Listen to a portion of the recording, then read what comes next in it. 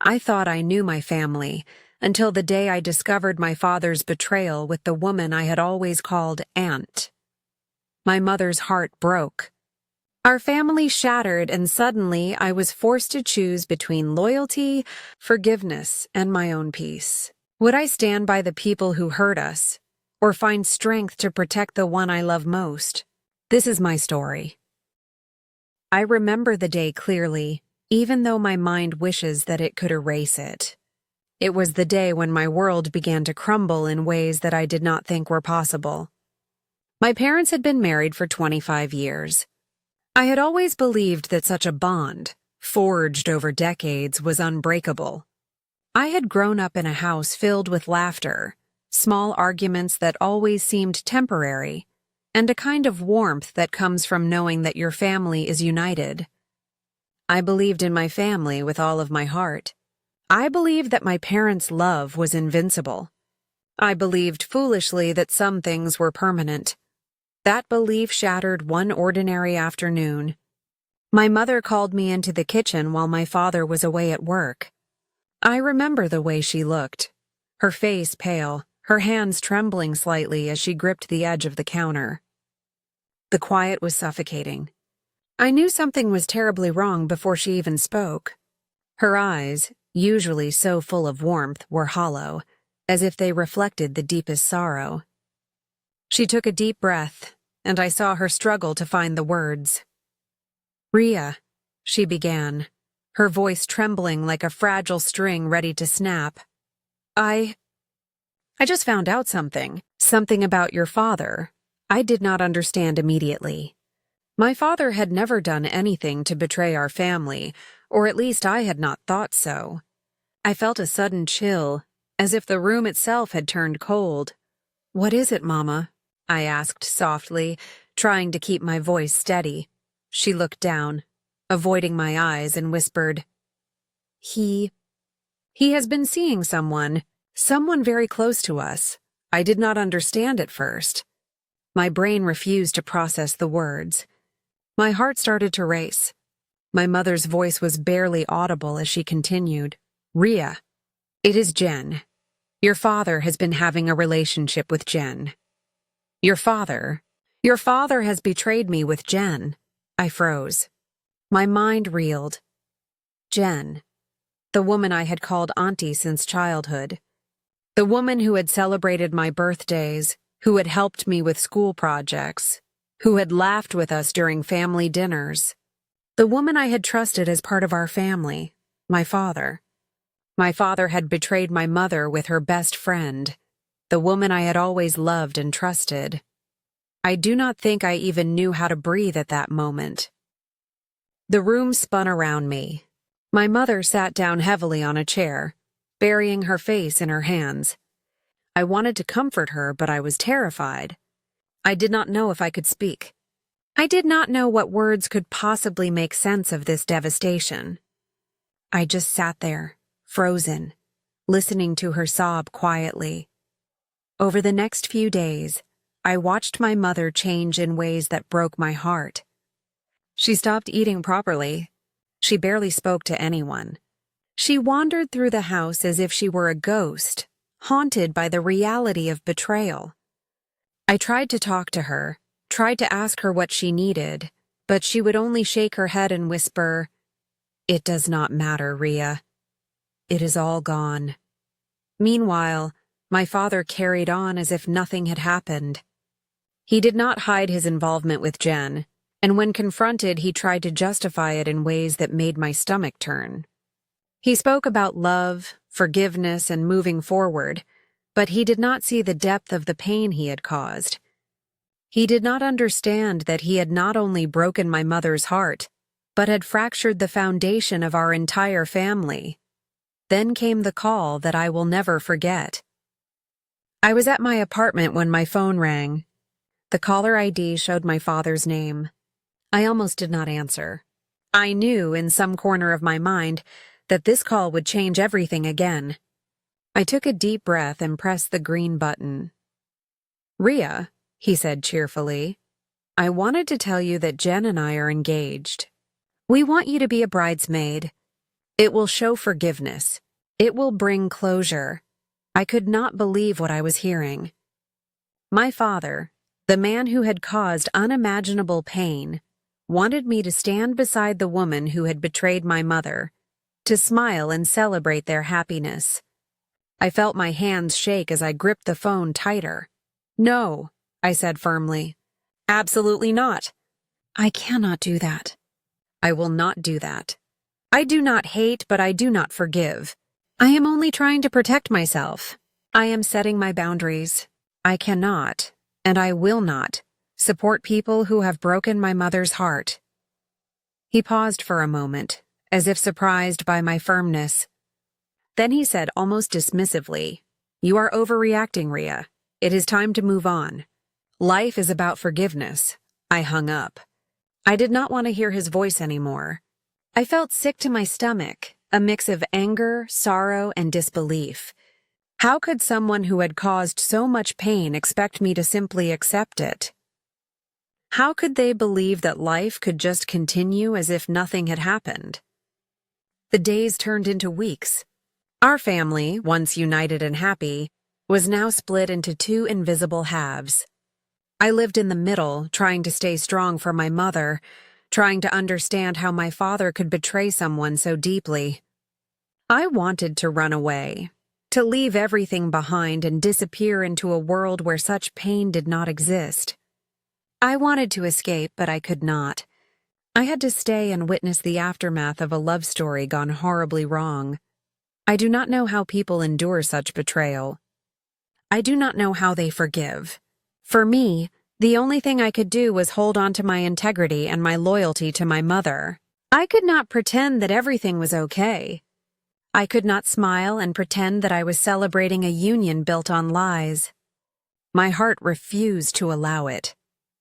Every time I see my father, I feel a coldness that I never felt before. Every time I see Jen, I remember her betrayal, her smiles that once felt like friendship, but were now nothing but deception. And my mother, my poor mother, she cries herself to sleep most nights. She cannot eat, cannot sleep, cannot bear the weight of a heart so cruelly broken. I wish I could take her pain away. I wish I could repair the cracks in our family. I wish I could rewind time and stop the events that shattered our world. But I cannot. All I can do is stand by her, protect her, and remind myself that some people are not worth forgiveness. Not yet, not ever. I do not know what the future holds.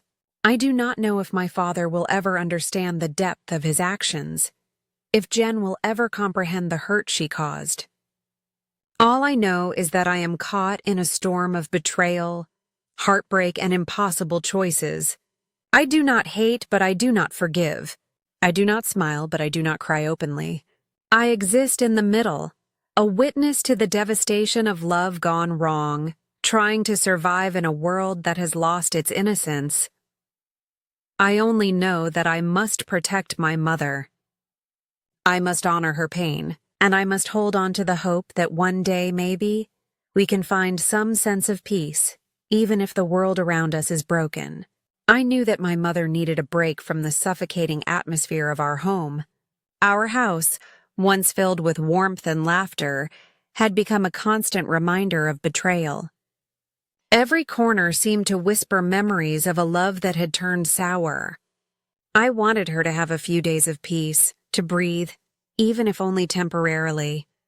I decided to take her to a quiet retreat outside the city, a small, secluded inn surrounded by trees where the air was fresh, and the only sounds were birdsong and the whispering wind. She agreed reluctantly, her eyes still heavy with sorrow. As we drove away, I could sense a subtle change in her demeanor. The tension in her shoulders eased slightly, and for the first time in weeks, she seemed capable of breathing without the crushing weight of despair. The retreat was simple but beautiful. The rooms were sunlit, with large windows overlooking a calm lake. The garden was alive with flowers, and the path to the water was lined with tall, old trees. My mother walked slowly, touching the petals of the flowers, inhaling the crisp air, as if trying to reconnect with a world that had been cruelly taken from her. On the second day, we met Mr. James, the father of one of my childhood friends. I had known him for years, a kind man, quiet but strong in presence. He had suffered great loss himself. His wife had passed away several years ago, leaving him to raise their children alone. We were sitting in the garden, enjoying tea, when he approached us with a warm smile. "Ria," he said gently, "it has been a long time, and you must be your mother's daughter." "Yes, sir," I replied politely. "This is my mother, Claire. Mom, this is Mr. James." He greeted her with courtesy, noticing immediately the sadness in her eyes. "I heard about your divorce," he said softly. "I am deeply sorry for what you have endured. It must have been very difficult." My mother looked down, her hands clutching the teacup. "It has been a lot," she admitted quietly. Mr. James nodded in understanding. "Life can be cruel. I have lost someone I love too. But I have also learned that the heart can heal and love can find you again, even after the deepest pain." My mother listened, and for the first time, I saw a faint glimmer of curiosity in her eyes, a spark of possibility that she could still experience happiness. I wanted to encourage her, but I did not expect what he said next. After a pause, he looked directly at her, his voice calm and sincere. "I hope I am not being too forward, but I have thought about this for a long time. I have admired your strength, and I believe we could share companionship and support. I would like to ask you if you would consider marrying me someday." I froze.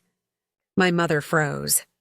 The words lingered in the air like something fragile and delicate.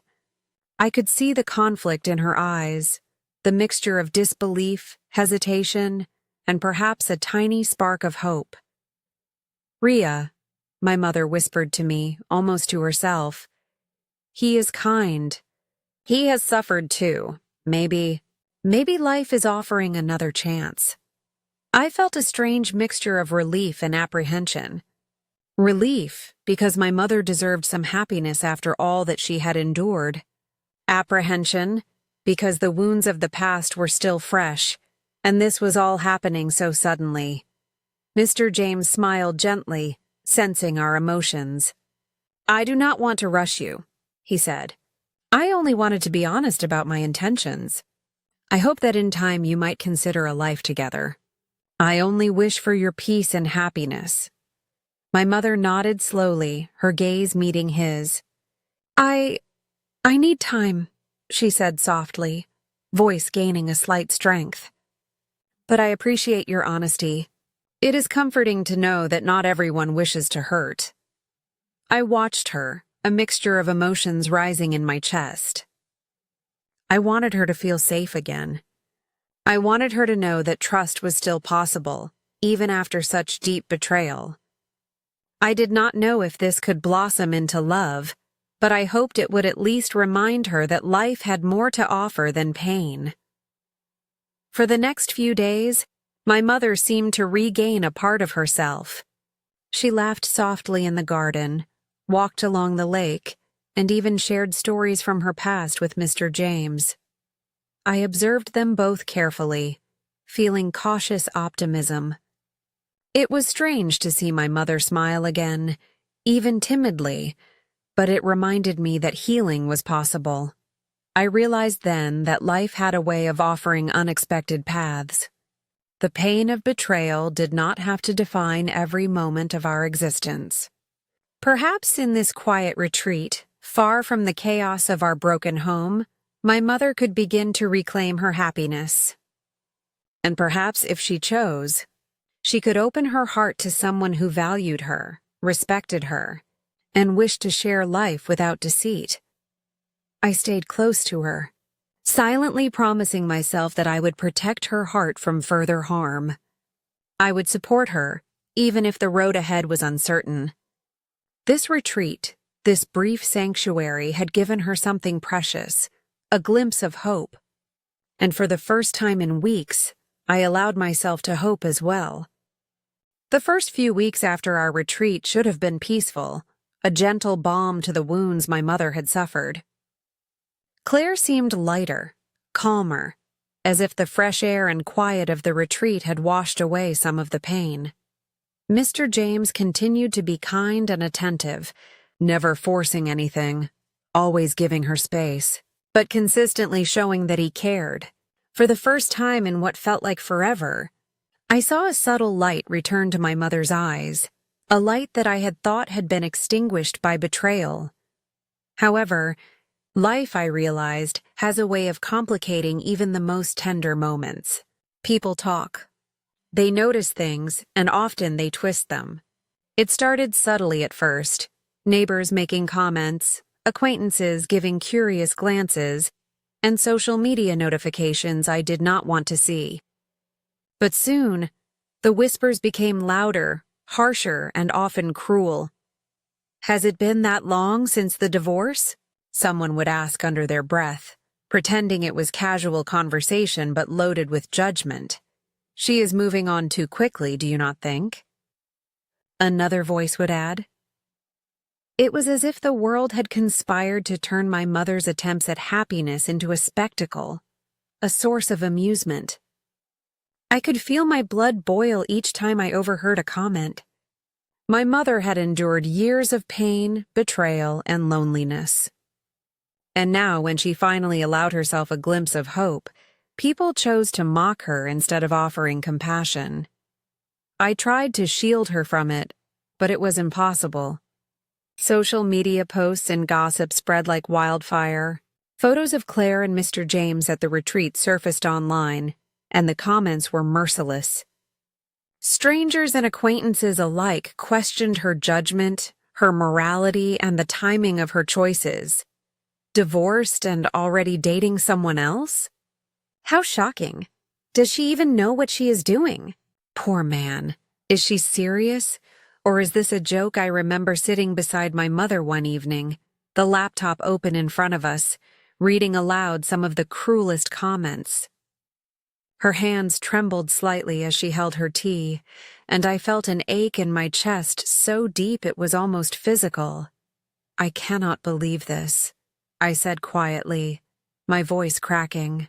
"After everything you went through, they have no right to make you feel ashamed for trying to be happy."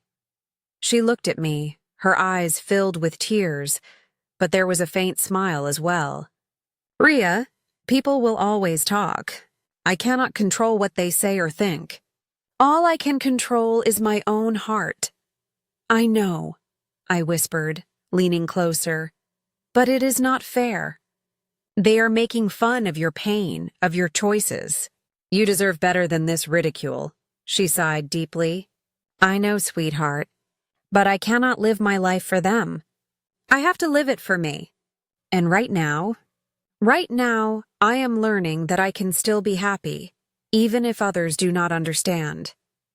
Even though her words were strong, I could see the hurt beneath her brave facade. It pained me to witness the emotional burden she carried, both from the betrayal of my father and now from society's harsh judgment. I wanted to scream at the world for being so cruel, but I knew that my anger would not protect her. One afternoon, Mr. James came to visit. He sensed the tension immediately, his calm eyes taking in the subtle unease that surrounded us. "Claire," he said gently, "I see that something is troubling you." She nodded, biting her lip. "It is nothing you can fix, James. People are unkind. They make fun of me, of us, because I have not been divorced for very long. They think I am moving too fast, that I am laughing at my past." He took her hand, a reassuring gesture that made her relax slightly. "They do not know your heart. They do not know your journey. Their opinions have no power unless you allow them to. You are brave for allowing yourself to feel again, and that is something to honor, not ridicule." I watched the exchange, a lump forming in my throat. Even with his words, the harshness of the world weighed heavily on us. I realized that my mother's journey to healing would not be straightforward. The judgment of others could sting as sharply as any betrayal. The following week, the whispers became conversations. People we knew casually, friends of friends, even co-workers of Claire began to ask questions. Every word was laced with skepticism, amusement, or outright ridicule. My mother tried to ignore them, but the social pressure was relentless. I noticed her shoulders tense whenever a notification chimed on her phone or when a new comment appeared on social media. "Ria," she said one evening, "sometimes I wonder if I am doing something wrong. Maybe they are right. Maybe it is too soon." I felt a surge of frustration. "No, Mom, you are not doing anything wrong. You are healing. You are living. That is the opposite of wrong. You do not owe anyone an explanation for finding happiness after pain." She smiled faintly, and I saw a glimmer of her old resilience. "Thank you, Ria. I do not know what I would do without you." Days later, Mr. James suggested a small gathering at his home, inviting only a few close friends. He wanted to show Claire that kindness still existed in the world, and that she could choose to live without fear of ridicule. She hesitated but agreed, understanding that support and love could be stronger than judgment. At the gathering, I saw the warmth in Claire's eyes as she interacted with people who genuinely cared. Laughter returned to her voice, soft and tentative, but real. I noticed that even though society's whispers were everywhere, they had not defeated her spirit. She had chosen herself, her happiness, and her peace. As I watched her that evening, a wave of pride and relief washed over me. She was not perfect, and life was not without pain, but she was choosing to live authentically. The ridicule could not touch her if she refused to let it. And Mr. James, he stood by her quietly, a steady presence, reminding her that even after immense loss, companionship and love were still possible. I realized then that happiness, true happiness, could exist even amidst judgment, betrayal, and pain. My mother's courage to embrace love again, despite what the world said, was a lesson I would carry with me forever. The day of my mother's wedding arrived, and I felt a strange mix of emotions swirling inside me: happiness, relief, and a hint of lingering anxiety. Claire was radiant in a simple white dress, her eyes shimmering with joy, and Mr. James stood beside her, calm and steady, his hands gently clasping hers. The ceremony was small and intimate, held in the garden where we had first met him. It was a place that had become sacred to us, a symbol of healing and second chances. I watched my mother take each step toward a new life, her face glowing with confidence and hope. It was hard to imagine that just a few months ago, she had been drowning in despair, haunted by betrayal and loneliness. And now here she was, embracing love again without fear. I felt tears prick my eyes, not just for her, but for the resilience and courage she had shown through the most difficult times of her life. As the officiant began the ceremony, I noticed a familiar face entering quietly from the side: my father. David. He had not been invited directly, but somehow, he had managed to find his way to the garden. His expression was heavy with regret, his eyes filled with a mixture of sorrow and longing. I felt my chest tighten. I had not expected him to come, and yet seeing him here reminded me of the past we could never completely erase. David stood at a distance, watching as my mother smiled at Mr. James. It was a smile I had not seen directed at him in years, and I knew in that moment that he understood what he had lost. He opened his mouth, perhaps to speak, but no words came out. Instead, his face crumpled slightly, and I could see him struggling with his emotions. After the ceremony, as Claire and Mr. James exchanged rings and kissed softly, The crowd began to cheer and congratulate them. I walked toward my father, feeling a mix of anger and resolve. He looked at me, his eyes catching mine with a flicker of guilt. "Rhea," he said softly, I did not mean for any of this. I lost her. I lost everything." I looked at him steadily, my voice firm. "Yes, you did, Dad. You lost her because you betrayed her. You lost trust, you lost respect, and you lost the chance to be part of her happiness. And now you are seeing what real love looks like, but it is too late for you to be part of that." His face fell further, and I could see the sorrow etched into every line. I just wanted to apologize. I never thought it would come to this." I took a deep breath, steadying myself. "Apologies do not repair broken hearts, Dad. They do not erase betrayal. But they can be a lesson if you are willing to learn from them. I hope you do, for your own sake. Because what you lost with Mom is not something you will get back." He nodded slowly, unable to argue. I felt a strange sense of closure, a sense of strength that came from speaking the truth without fear. It was as if, in that moment, I reclaimed my own voice. The voice of a daughter who had watched her family break and had refused to let it define her entirely. Later, I saw my mother and Mr. James laughing softly together, sharing a private moment before joining the small gathering of friends and family. Mr. James turned to me, giving me a gentle nod, acknowledging silently all that I had done to support my mother. I smiled at him, feeling gratitude and relief that my mother had found a man who respected her past, her pain, and her heart. As the evening progressed, David approached my mother cautiously. Claire looked at him, her expression calm but guarded. "Claire," he said, his voice low and sincere, "I am so sorry for everything. I know I cannot undo the past, and I know you are happy now.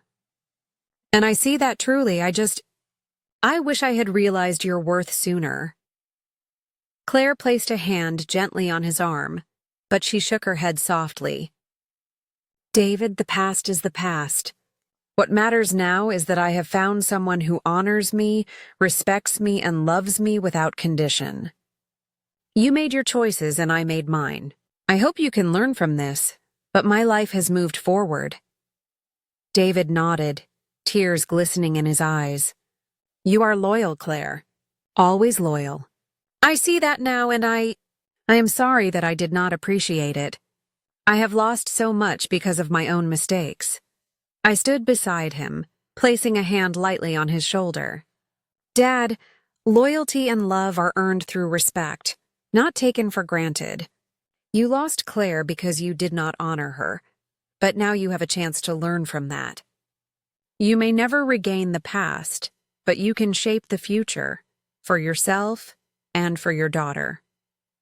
He looked at me, a mix of pride and sorrow reflected in his eyes. You have become stronger than I ever imagined, Rhea. I am proud of you."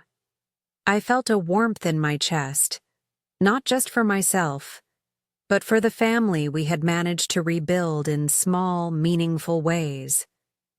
The night continued with laughter, dancing, and gentle conversations. My mother and Mr. James shared quiet glances and soft touches that spoke of trust and love earned over time. As the celebration wound down, I took a moment to step outside and breathe in the cool evening air. I felt the weight of the past lift slightly from my shoulders. Betrayal, heartbreak, and societal judgment had tested us, but in the end, love and loyalty had prevailed. My mother had chosen happiness. I had stood firm in my beliefs and defended what was right. And my father, he had witnessed the consequences of his actions and perhaps learned something vital about respect, trust, and the fragility of relationships. I joined my mother and Mr. James, watching as they shared a quiet moment under the stars. Their hands were intertwined, a gentle reminder that love could bloom again even after devastation. I smiled, realizing that family could be rebuilt, that happiness could be reclaimed, and that strength came from facing pain with honesty and courage. In that moment, I knew that life, despite its challenges and heartbreaks, was still beautiful. We had survived betrayal, we had endured judgment, and we had learned the true value of loyalty and love. And as I watched my mother laugh freely, her eyes sparkling with hope, I understood that endings could also be beginnings, and that sometimes the hardest paths lead to the most profound joy. The wedding ended not just as a celebration of love, but as a testament to resilience, honesty, and the unwavering bond between a mother and her daughter. Claire and Mr. James had found each other, and in doing so, they had shown that even after heartbreak, life could still offer moments of pure happiness. I held my mother's hand, feeling a sense of completion, of peace, and of hope that no matter what the future held, we would face it together, stronger than ever. If Claire and James's story of heartbreak, resilience, and new beginnings inspired you, do not forget to subscribe for more stories that touch the heart and remind us that even after pain, happiness is possible. Hit the subscribe button and join us for more emotional journeys and hopeful endings.